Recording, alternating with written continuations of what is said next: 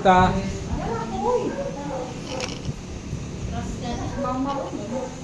Sa ngalan samahan, sa anak, sa Espiritu Santo. Amen. Among amahan nga langit noon, salamat kami kanimo sa imong panahon ug higayon. Salamat sa imong pagpanalipod namo sa among kinabuhi. Bisan kami masalaypon diha sa mga tubangan. Nangamuyo mi sa imong panlangin samtang kami magtuon ng imong mga pulong. Amo kini mahumbad sa buhat. Kini mo'y pangayo sa ngalan ni Kristo among Ginoo. Amen. Sa ngalan samahan, sa anak, sa Espiritu Santo. Amen. Mayang hapon sa atong kaigsuunan, subuta sa atong bagahisgutan ron dali raman ni maman kay mubo raman niya sakit akong tuhod lakaw.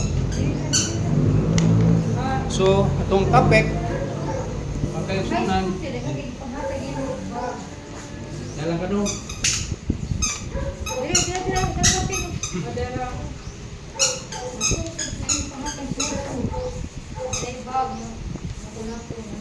kalanon nga gidili ipakao na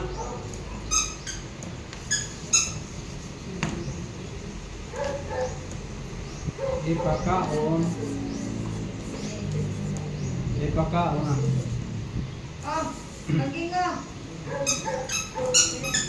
so din mag-iskuta mahitungod sa kalanon nga gidili o gipakaon kay kitang Katoliko natay adlaw gilain ang pagkaon nato, pag abstinence o pagpuasa. Pero ang dili Katoliko ingon sila nga bawal pagkaon baboy nya unsa pa din ha. So dinhi sa atong pag-iskutan ang simbahan Iglesia Katolika nagtudlo ang Santa Iglesia kay ug ato di na to hisgutan na nagtudlo ug atong Katolika kay dito sabot kung nga nagtudlo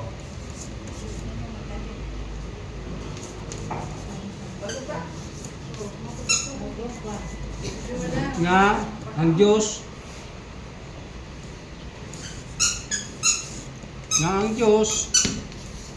nabuhat sa tanang butang.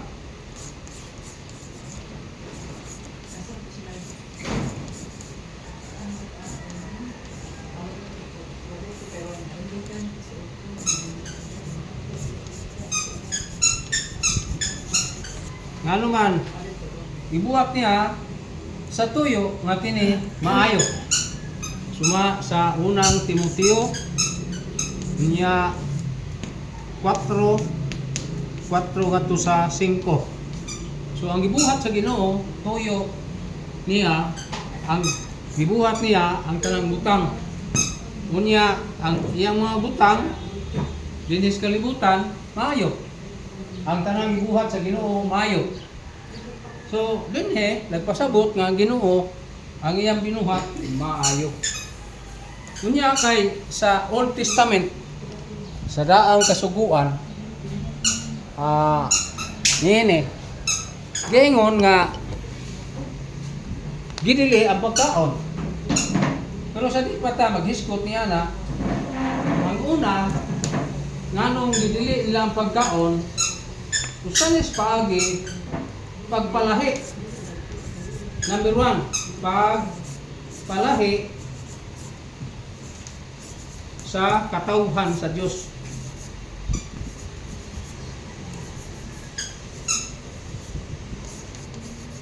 Ngano man kay lahi man ang iyang katawhan. Arong mailhan niya ba? Ikaduha, mao ang pagsulay sa ilang disiplina.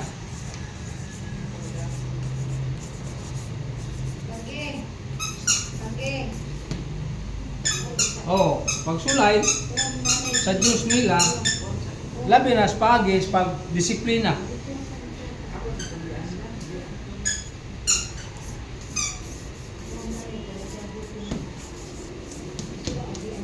So dunay purpose o dunay tuyo ang Dios nganong gidili nila pagkaon. Sunod, ikatulo, ang ikatulo, pagtudlo sa pagkaputli. Pagtudlo sa kaputli. Nawala kinahanglan na ang pagkaon. So kaputli di ay ang tuyo o purpose niya na sa daang tugon. Unya, kini atong mga igsuong di Katoliko sumpak la na. Nganuan, ingon sila ang ilang pagsumpak nga sa Biblia dili gyud ang pagkaon o karne. Diya sa Genesis 9:3-4 nya ang ipagkaon dito sa Leviticus kanang mga doon, mga kapan, anara, kung mga pagbangusap sa mas baboy, baka, kabaw, gidili na. Nila na gisupak na sa Leviticus Kapitulo 11, 1-31. Kung mo na hutog basa, ang ipagkaon doon ragat, way labot ng mga baka, kabaw. Okay mo huto ni pagbasa. Nya na. Nya gawas pa na nga maong pagtulunan diha yapon sa maong Leviticus Jis maghiskot may tungod niining pagkaon nga gitawag nila nga unsa man ni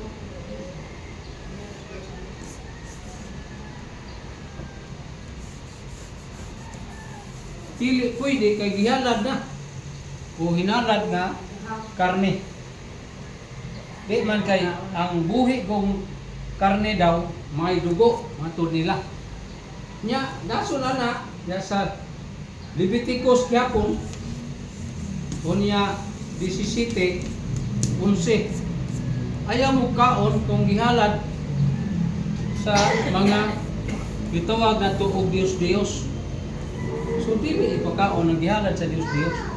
Nya kita ang Katoliko ana, mao man ay atong pagtulunan. Diya sa buhat sa mga apostoles 15 nya 29 nga ang gihalad nga dugo ngadto Dios dili pwedeng kanon kay mahugaw. Ug mao nay pinungdan sa sala. So anitas tubag kay di na ito ni matubag aw posible nga di na sa tamukaon sa ipakaon na diya sa amok sugod mo di mga baboy tungod kay panglawas mo gikinanglan nga ako kay mukaon mo jugog baboy Kapulang biya sila nga sige na isda. manok mupad mo kung malugay ana ba nag-isda, magkapay rin ang nilugay siguro isda. Nga kay, kaon mo ito tagbaboy, so ato na yung tubagon. Atong tubagon sa igsunan, nga ang balaod sa daang tugon, dili absoluto. Dili bagi kinanglan ta ba? Ang sabi absoluto. Dili istriktuhon, pero sila mo'y nagpabigayon niya na. Mo na balaod sa daan tugon. So balaod na daang tugon sa ato pagpasabot na nga dili puta obligasyon nga mukaon niya na kay dili absoluto.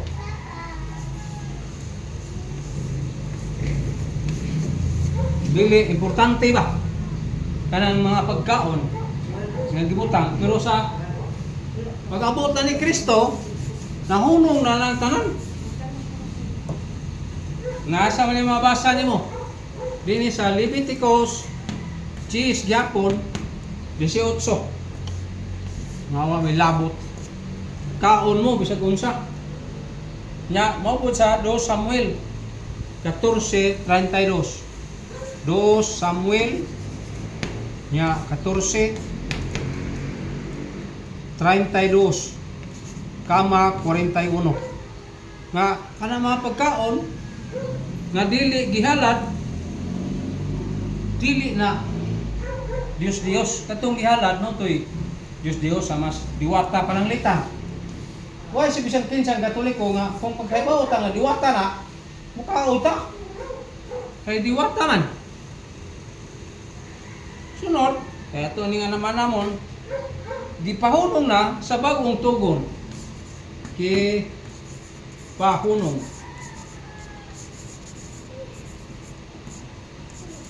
sa bagong tugon.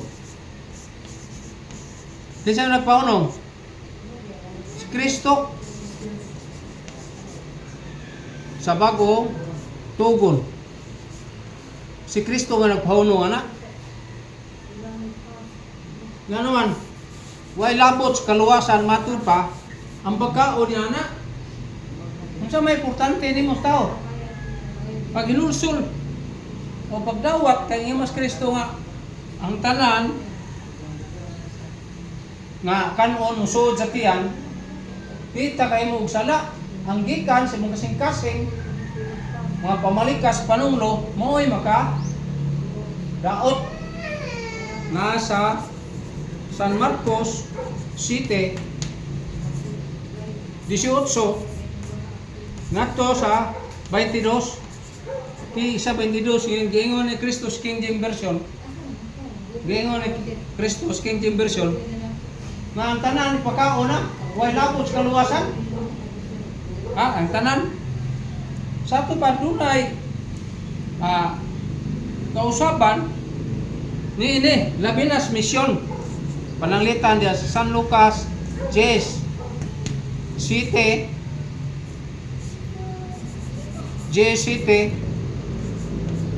ngadto sa 8. Kung sa may giingon diya dawat mo ang mamumo hatagag suhol. Kung unsay pagkaon niyo sa inyong atuan kana og imna. Wa man mayon nga ayaw kaon sa imong gatuan, kaon man og imna. Sa tuwag giusob ni Kristo ang tanang daang kasuguan. Giusob niya panglantaw ba? Wa may labot das. Ngano man ang Dios mas bright pa nato oy. Nagkabaw siya nga di makaayo sa tao kanang pagkaon lamang kundi ang paghinulsol sa iyang pagkatao. Mao na angay. So dinhi pagkaon nga bisag unsa ihatag kan-a og imna. Mao may gisulti ani. So hole ang mamumo. Kung hatagan mo og pagkaon kaon. Kung payem no inom. Kaysa nagpasabot na kanang imnon dili mainom. Kung painom mainom, makaon, di ba? Ay, mo man ang nature sa tao. Tinanglan mukaon man. Sa ato pa, natubag na to og sugod nga kanang gidili nila. Unsa may lang gidili aning Leviticus. Unsa man guni pong sa Genesis? Huwag mong basahon na. Kanang mga dugo, ugaw gina. Kanang kanuan mo dito ba? Pwede mo nang paklayon. Butang ano, naman to'y sa lete nga, butang ang puso saging. Ang ano dito, tinadtad man. Nga sa gulag dugo-dugo, aputing lamay Or nangka, baron ni sakon. Dini, mamukaon na din Wala kaon na din itong puso nga tagtaron sa gulag dugo-dugo. Kung dito, kaon mo yan Sunod, gihinluan na sa Diyos ang tanan.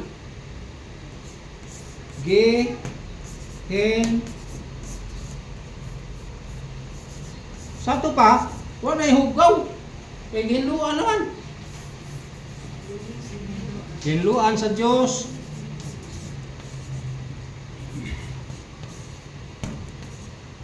Ang tanan. Nga makaon. Di ba siya ng tanan ba?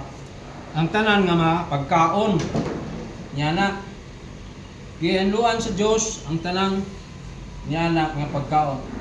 Nga mabasa nimo dinhi sa buhat sa mga apostoles kapitulo 11 o 5 kama 9. Naon sa mga ipasabot ana nga moabot ang panahon gitawag siya og transition period. Wa na gipahunong na. So dinita sa transition period. Kanang gipahunong na tong ilahang mga adlaw nga pagkaon nga ingon nga hugaw. So mo na nga dahil magul karon kaya nagbasa sa Biblia, mao naman di man mga Hudiyo gud. Ang nagbasa sa Bible ron mo nagdilis pagkaon. Nadili pagkaon nga kita ang Katoliko na matay ato ana. Kanang dan bantayan gitugutan sila nga magpista o Beri Santo. Pero wa na magpasabot nga di kun sila mamuasa. Oh. Kay na may balaod ang simbahan na. So dinhe kanang transition period mao nay pahunong na sila. Kay unsa man na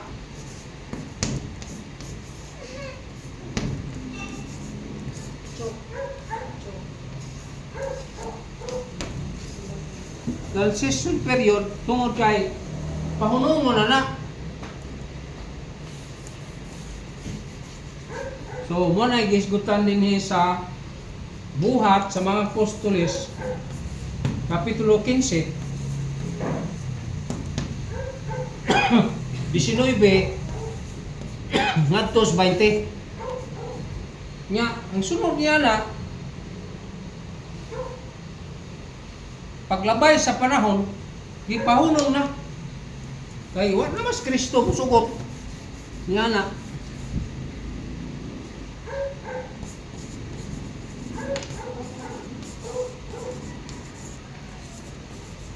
Dunay panahon nagipahunong na nila ang maong balaod kay ibaw kas balaod kang misis naman to wala na ipatuman.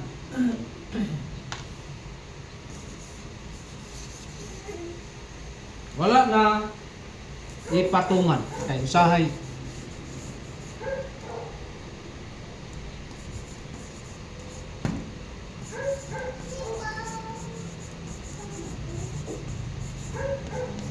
wala na ipatuman nila tungod kay dili man importante ang mong pagdawat.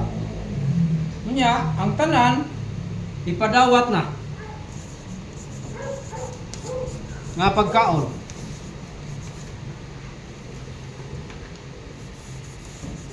Sa ato pa pwede ng kanon.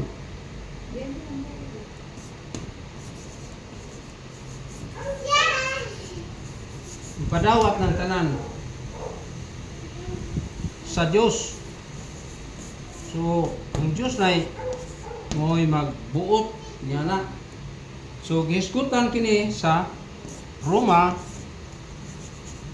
14:3 kay mao lagi na way labot na sa kaluwasan sa tao ang pagkaon kay musulod na tiyan gitsar na nimo. Sunod ang naghuna-huna nga hugaw ang iyang huna-huna. Yan bang hugaw. Kung nga ka na maghuna-huna o hugaw, wa kay huna-hunang hugaw. Na sa Roma 14:14 nga wa na ka maghuna-huna o hugaw ni ana. Sa tubag limpyuhan na tanan ba? Usa niya na mo ang pag-ingon nga ang gingharian sa Dios dili pagkaon. Ang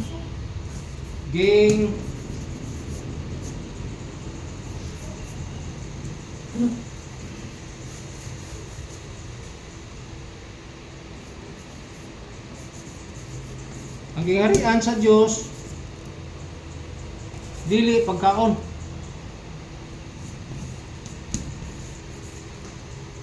Nga naman. Kung pagkaon ra, sayo ra kaya ta. Wala tayo dawat-dawat sakramento. Ana. Ang gingarihan sa Diyos, dili pagkaon. Nga ito, kuto, batas pagkaon na, di na ta mga baboy ron. Kay bawal na. Nga, imungi kang baboy. Puro, may pagyan. Yawa na, no? Nana sa Roma 14:17. 14:17. Ang gingarian sa Dios dili pagkaon, dili pagkaon na. Mo nang ipasabot. Diya. Nga naman, kay kini gud way labot sa atong kaluwasan. Biblikal na ha. So gipasabot nga walay labot.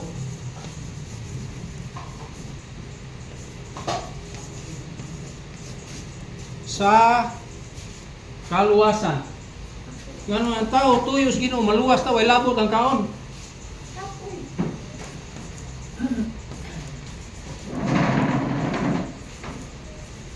Ano dugo-dugo.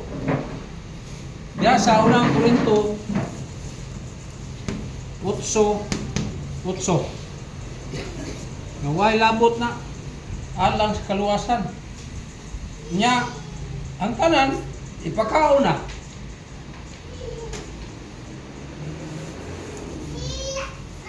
So pasabot na nga dili di ay pagkaon ng tuyo sa kaluwasan kundi ang pulong sa Dios ug ang iyang mensahe. Mao na iya nya pagtuman sa iyang kabubuton mga kaigsunan. Sunod ipakaon ang tanan.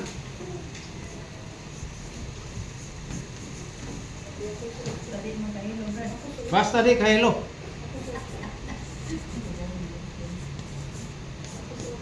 Tanan. Sa ato pa ang pagkaon ay dili makaon. Gawa sa makahilo. Pero makaon nga ipakaon na sa Biblia. Nasa unang Korinto 10:27. Unya ang gingharian sa Dios dili pagkaon. Kay gingon sa unang Korinto 10:31 nag-ingon din na nga kaon pag-inom alang sa pagdaig paghimaya sa Dios mo'y gisulti. So dili kay kaon lang. So mo na ipasabot. Nya na sunod dili hukman ang tao diya sa pagkaon. Yan, kaon magbaboy sa na. Dili ka hukom na. Dili ta hukman sa atong pagkaon. Na sa Kolosas 2:16 o 17. Nga dili ta hukman ya sa pagkaon lamang. Sunod nga walay makatabang ang pagtuban sa pagkaon lamang. Ato pa di makatabang sa atong kaluwasan kanang kaon. Kay na may uban mga tinuhan nga di mo kaon o dinuguan kay ikaw baboy. Kay mangusap kanang way himbis di mo kaon. Pero katulik ko kano tatanan gawa sa makahilo. Kay dili katabang.